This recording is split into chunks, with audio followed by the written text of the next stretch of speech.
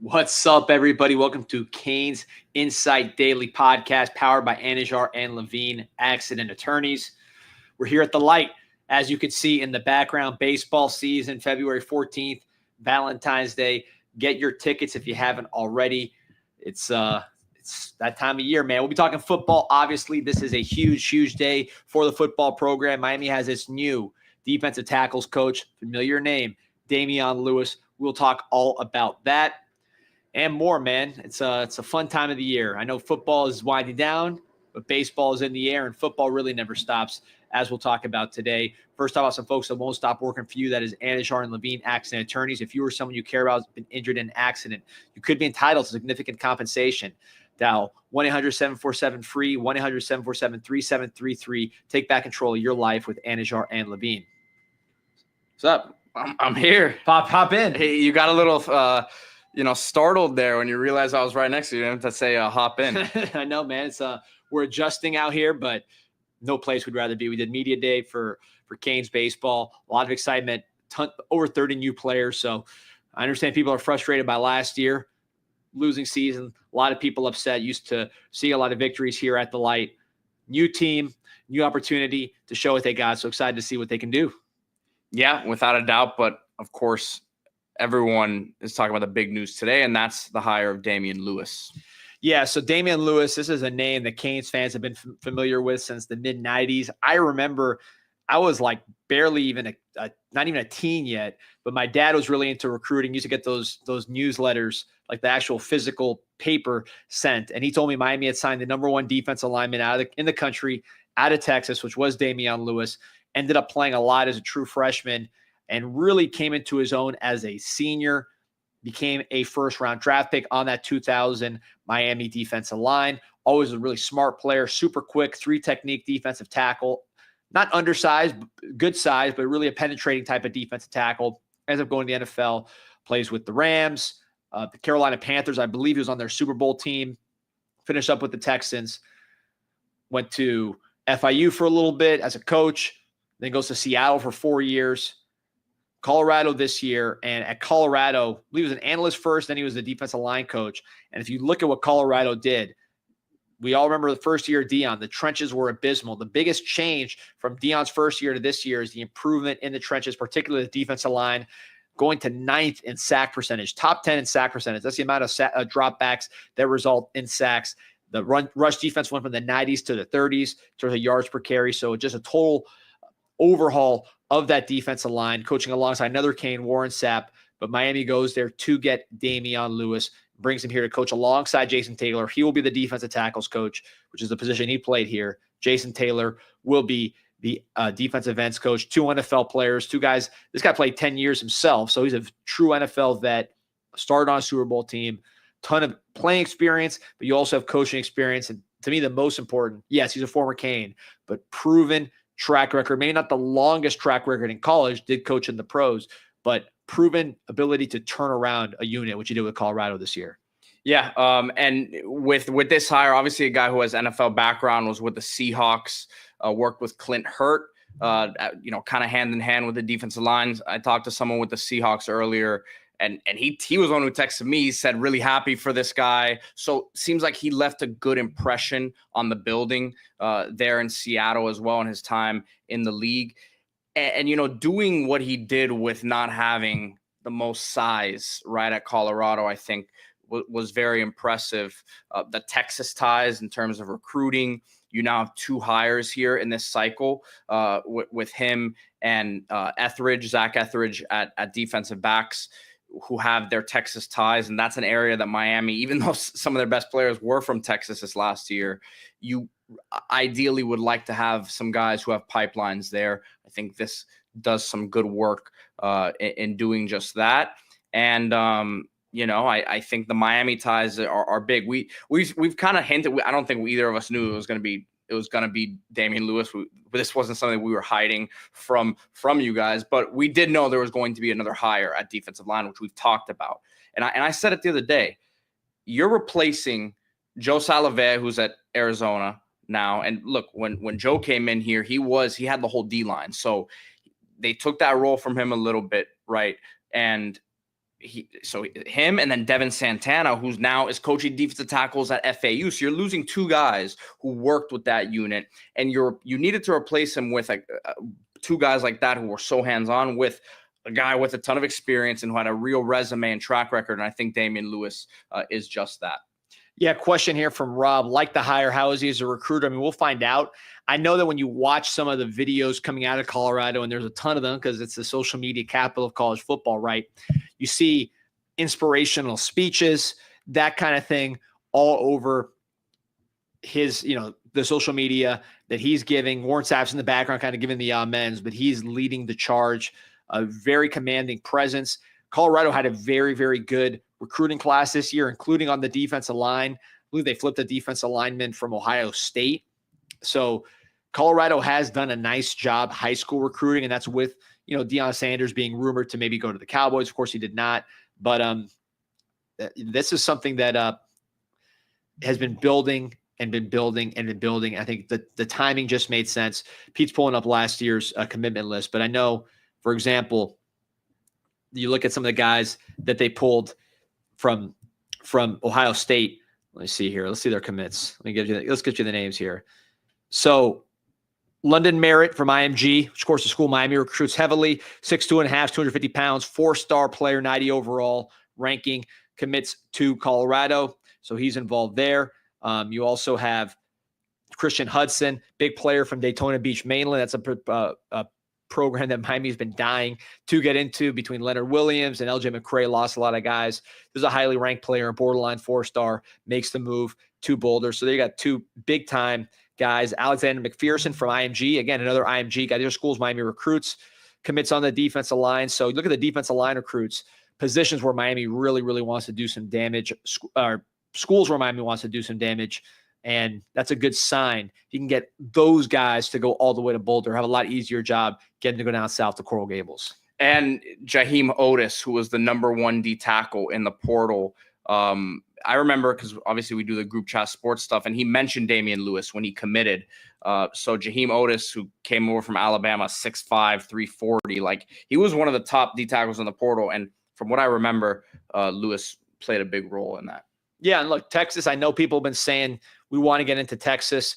So this is an opportunity for Miami to get into Texas. Damon Lewis from Northeast Texas. Butch Davis did a lot of defensive line recruiting in Texas, starting with Damon Lewis, who was really his biggest get. I remember it was him, Quincy Hips, Adrian Wilson, some of the big names that Butch signed on the defensive line that ultimately helped him out in 2000, particularly Lewis, who was, and Quincy Hips also, but more so Lewis, who really blossomed in 2000. That was the big question going into that season, was, is Miami going to have enough at defensive tackle? It ended up being Damon Lewis really stepping up, and then William Joseph, the young player on the other side, 2 first-rounders ultimately. I remember one play in particular where Damon Lewis, I want to say it was against Florida State, the big game where Miami beat them in the Orange Bowl in 2000. He dropped into coverage and then blew up a screen or something like that, but really showed his athleticism, his awareness for the game.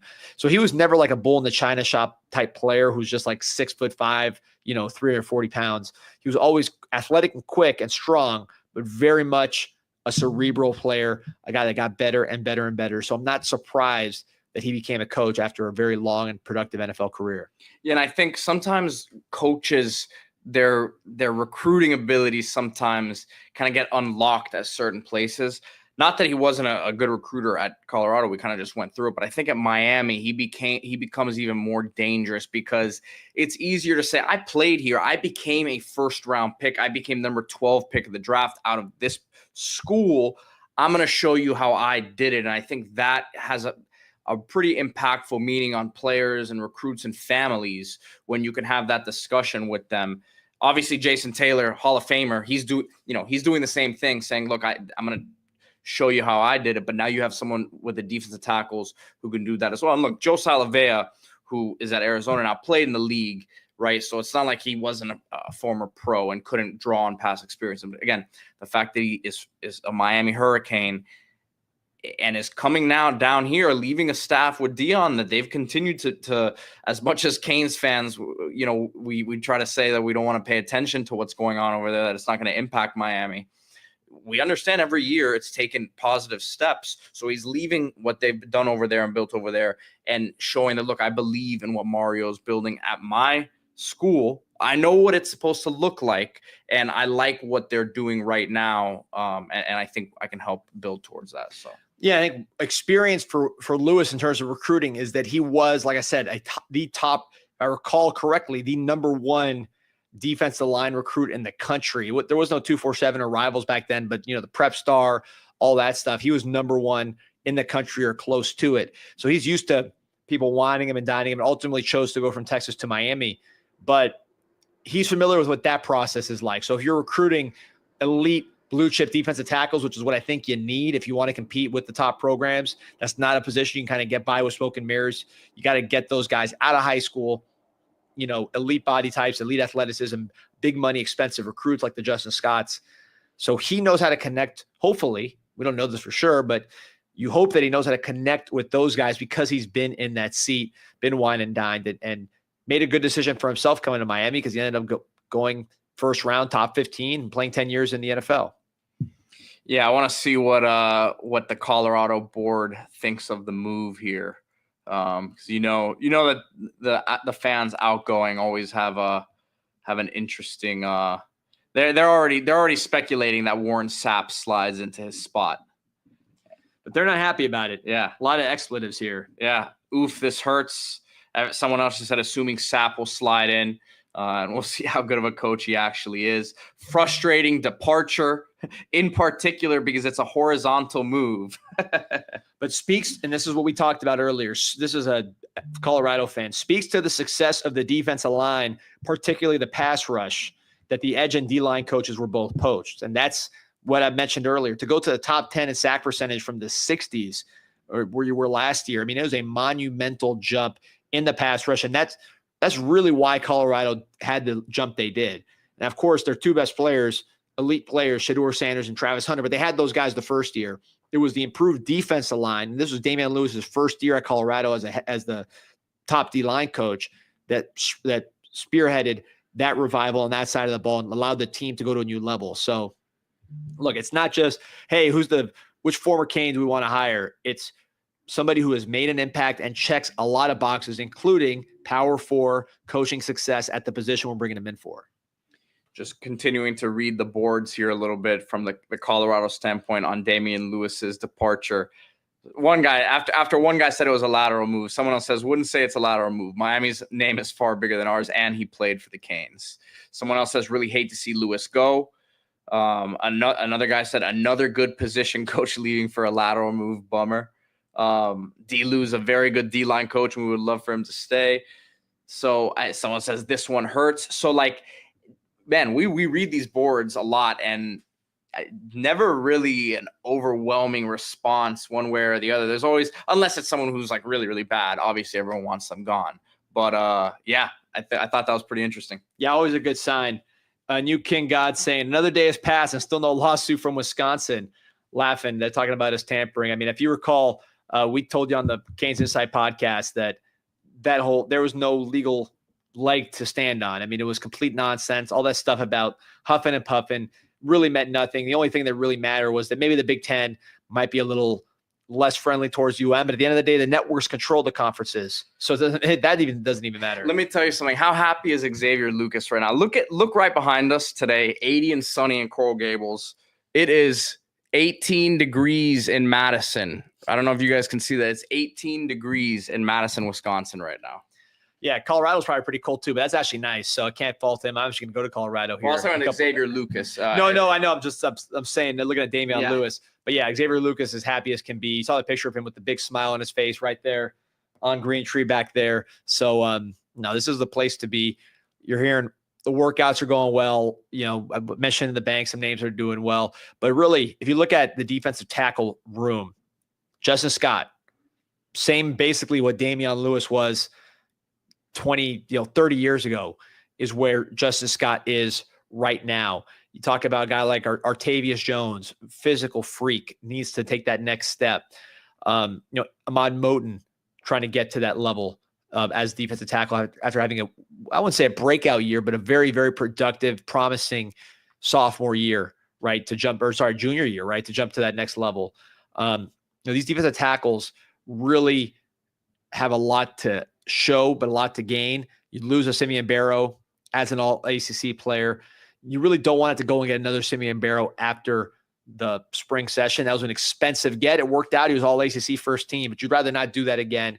You need to develop these young players that you paid a lot of money for, that you recruited very hard, and that have a lot of promise. So I think that's where Damion Lewis really makes a big difference. And, of course, you did bring in one guy in the portal, I should mention, David Blade, the top 3 defensive tackle in the portal, another penetrating type of player who plays a similar game to what Damion Lewis did. Gets in the gaps, makes plays behind the line of scrimmage.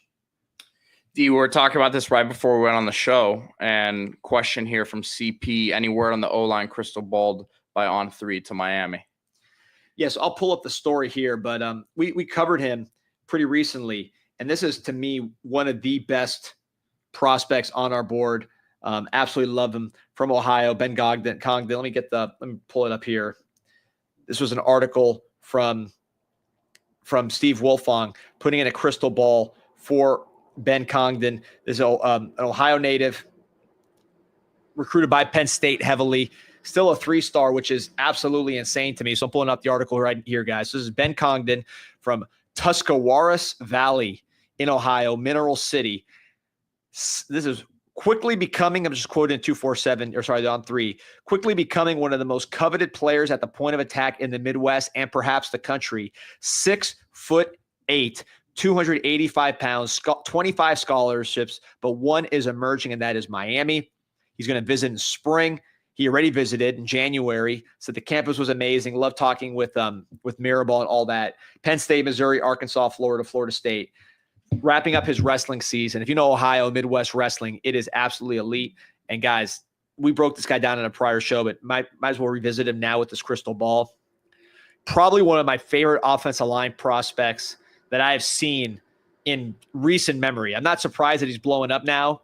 Whoever ranked him as a 3-star initially, you need to question what happened there, because you were talking about 6'8", 285. So that's a lean, athletic player. With that kind of height, you wouldn't think they had leverage. But when you combine that height with the ability to be a top wrestler in Ohio, now you really have a unique package. And then you watch the film, you say, okay, maybe he's a project. But you watch the film, look at that stance. I mean, look how low he is just in his stance. Boom. Popping that guy's helmet off, playing left tackle. Again, you see the body type, lean, nothing to worry about there. It looks like a NFL type of frame, but just the stance. And I'm a big believer in stance. Mirabal was talking about it, had a long interview on it, kind of like a coaching clinic / interview, talking about the intricacies of O-line play. And one thing he mentioned is how important the stance is, just to see how flexible somebody is. Congdon's got that. He's obviously got the length, and then the mean streak and fast twitch. I mean, he's not just out there lumbering wrestling guys. He's able to explode like he's exploding for a double leg takedown, except this time he is pushing instead of grappling and knocking guys to the ground. You see his feet look good. His balance looks good, as you'd expect from a wrestler. A lot of times you see him playing defensive tackle, which is a nice sign when you're able to go both ways. Look at the speed to run this guy down. Look at the speed of big Ben Congdon here. There's just so much to like. But to me, look at, he stuck with the play and made the tackle. It's an impressive play. Here he is. I mean, he honestly could play defensive line too, man. You see him just the reason I keep emphasizing his wrestling background, which Mirabal loves, is a lot of times you talk about these wrestlers, they're 6'2", 6'1" centers, right? Like the kid, Zach Frazier, who had a great rookie year for the Pittsburgh Steelers from West Virginia. That's typically your wrestling profile. It is not a guy who's 6'8". It's hard to have leverage at that size. You're going against like these fire hydrant guys that can get under you. But because of his flexibility, his athletic ability, he is able to wrestle at a highly competitive level at that height. And that's a very promising combination. You see, he's not just a run blocker. I mean, Jackson Cantwell, who obviously is number one player in the country, a really, really high value target for the Canes. You see him mostly run blocking in his highlights just because that's what his high school plays. Still learning how to pass block. Congdon, you see him doing both at a high level here in Ohio, which is, if you saw the national championship game with Notre Dame and Ohio State, those guys in the Midwest can play in the trenches, and that's what Miami's trying to get done here with Ben Congdon. A very, very encouraging crystal ball early in the process from Steve Wilfong.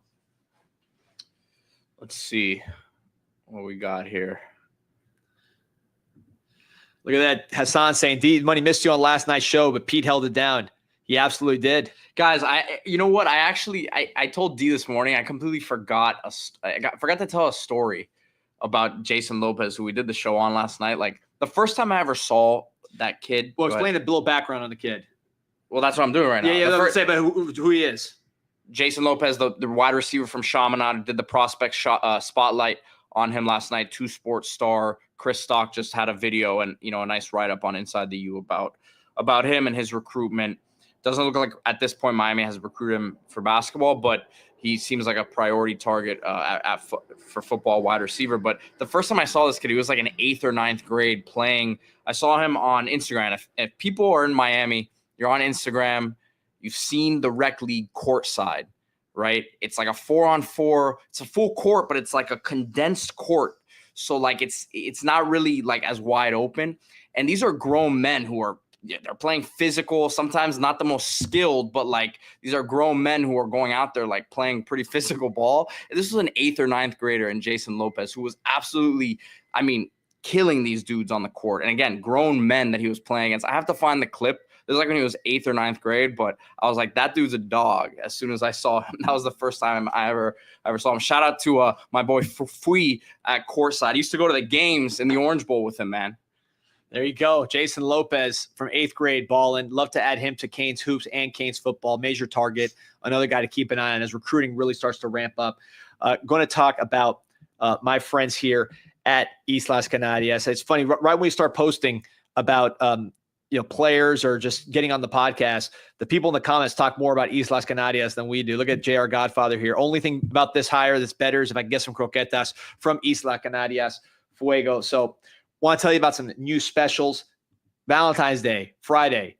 What could make that day better than some fried ham paste, right? So you got croqueta heart-shaped boxes. Give the gift of Islas Canarias, available for pickup at Dayland in the Dining Pavilion, Dayland Mall.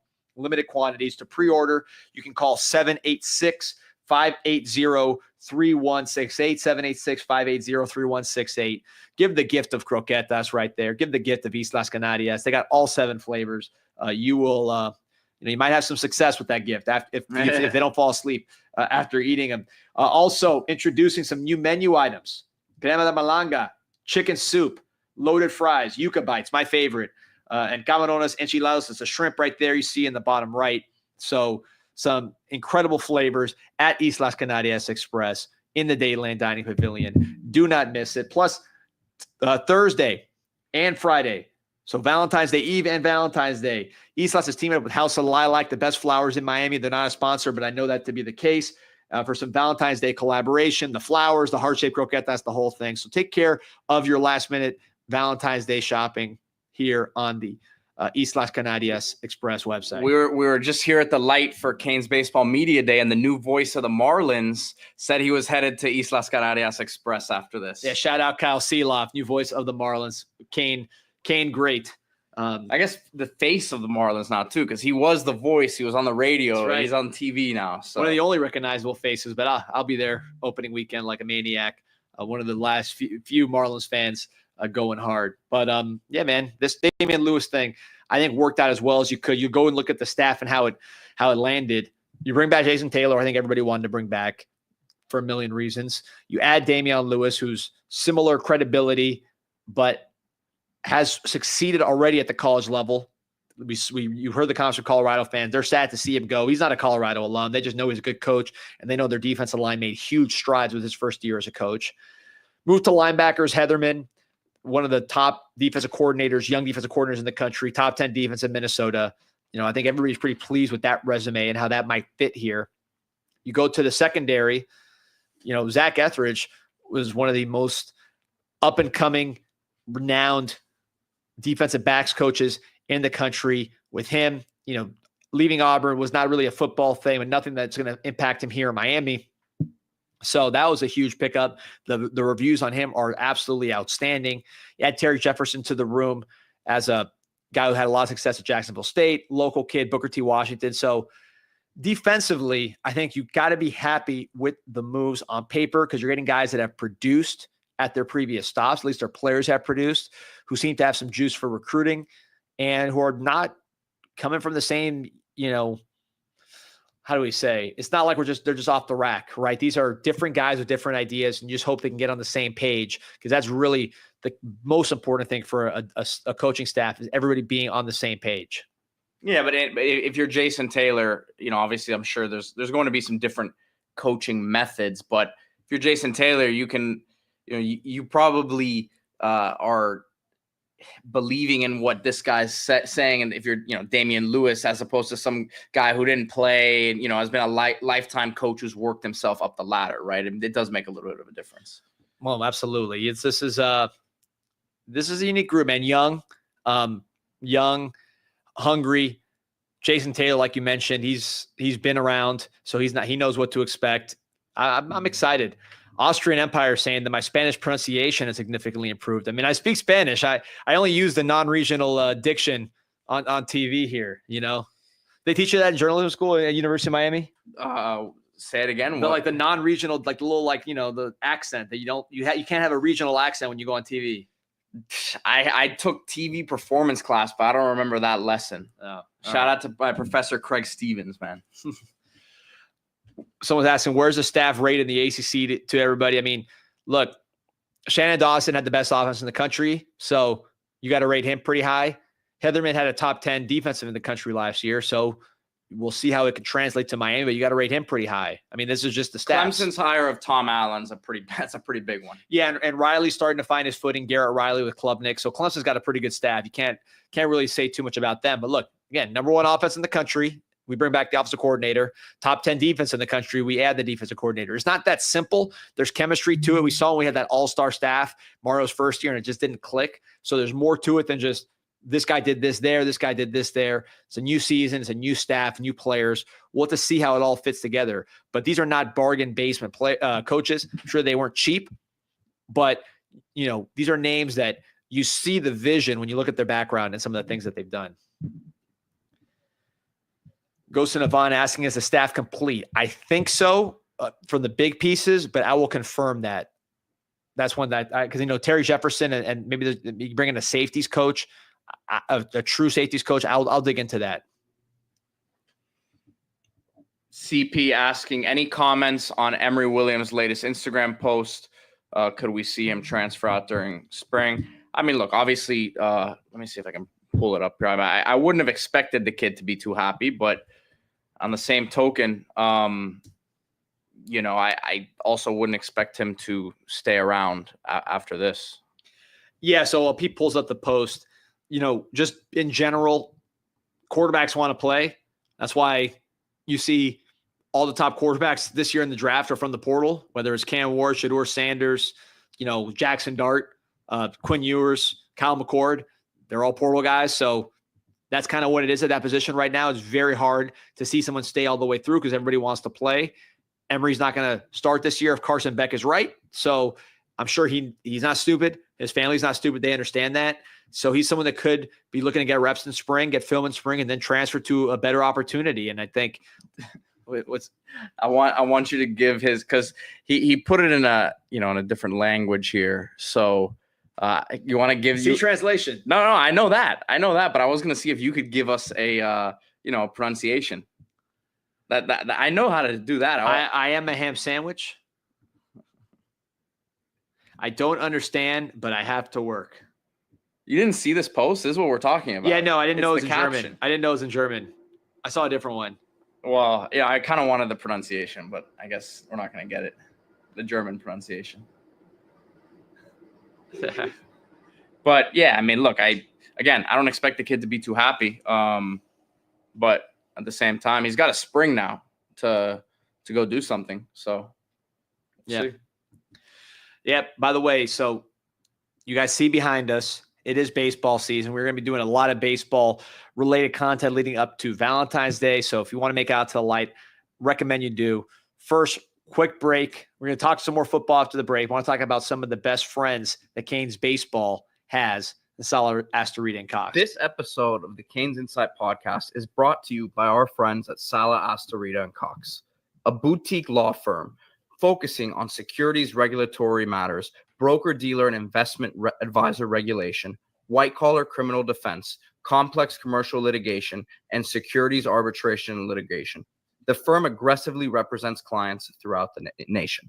Contact them now at 561-989-9080 or visit them online at salalaw.com. All right. So let's see if there's see if we got any. Well, here we go. Canes Cat C305 says James Sala, the GOAT. Yep. Our guy, by the way, we got a special here for Canes Insight listeners.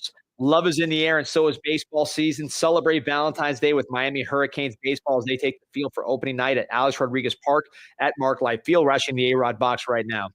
For just $75, you and your special someone will enjoy 2 tickets to the game, 2 Mark Light milkshakes, a Miami Hurricanes blanket. You can smuggle under that one. A personalized video board message to make the night unforgettable. Don't miss out on the special offer.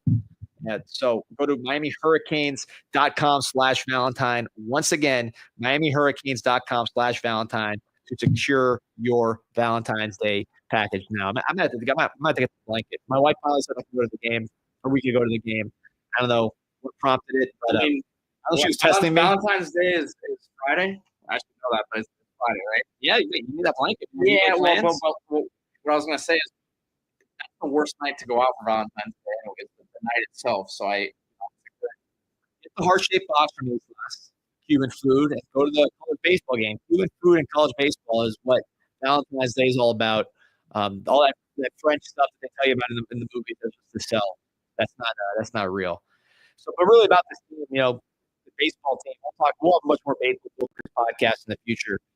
But one big takeaway I had is this young center fielder starting to play better. Fabio Peralta, the lefty, Mikey Torres, the other lefty, he's hitting better. Both of them are really good on defense. Elite defensively. You're seeing some more production from there. Looks like Nick Roper will be starting on Fridays. Griffin Hughes, who I believe is maybe the most talented of all these pitchers, potentially on Saturday, and then Brian Walters on Sunday. All 3 of those guys have a chance to have really, really good season.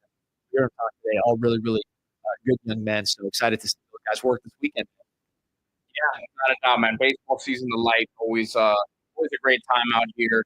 And I think, look, I don't think either of us are saying, I don't think any of us are saying, sorry, we're getting a thing here that says the mic is being weird now. Let me see if I can, does it sound any better now? I think it happened after we played the commercial. Let us know. We haven't changed the mic or anything. So you guys let us know. We'll keep talking until you guys say something, one thing, or it's better now. Okay? All right. So we're good. What were we were talking about? Oh, well, I was saying that that's, we don't expect this team necessarily to be a top 5-10 team, but I think we both expect them to be way, way better and a way more competitive group. Yeah, I think compete for a regional spot, and then who knows from there. But I do expect improvement from last year for sure. And like I said, Valentine's Day package, MiamiHurricanes.com/Valentine. Get that blanket and get up out here. It's going to be a lot of fun. So anything else happen in the world of Canes, man? I know you're excited about those new uniforms here for the basketball game. Oh man, those uniforms, not the best look, but we'll see them tonight in action. I'll be there against Syracuse. We'll do the post-game show tonight as well. And Miami's favored, 1.5-point favorites, like I said last night on the show. So fingers crossed, man. Want some good mojo going near the end of the season here. See if we can make a run for the college basketball invitational. See how it goes, man. Final thoughts on Damon Lewis. Like I said, I think the fact that he's done it at Colorado with results, the fact that he's been through it as a recruit, the fact that he's really an outgoing, personable guy. You can see that on the social media. The fact that he's an alum, that doesn't hurt to stay long-term. The 10-year veteran of the NFL, he's been there. He's coaching the NFL with the Seattle Seahawks, a very aggressive front. He's an aggressive player by nature. So I think that's where he's going to be his biggest comfort zone as far as coaching defensive tackles to penetrate, because that's what his bread and butter was. Very fluid, athletic player, good hands. So excited about the move. Makes a ton of sense on paper. And now we just got to see it here on Green Tree in about a few weeks. Green Tree right over the baseball field there. So can't see it here technically. But so we got the show with Mike Ryan tomorrow at 2:40, tentatively. Looking forward to that. And then we got some more stuff going on. There's no chance that the show actually happens at 2:40. It'll happen tomorrow at some point. Appreciate everybody listening. CanesInsight.com, 7 million posts and counting. Talking about some more. We want to talk about Damon Lewis. Head down there. That conversation's ongoing. We're having a lot of fun. See you at the light on Friday. Go Canes. Go Canes.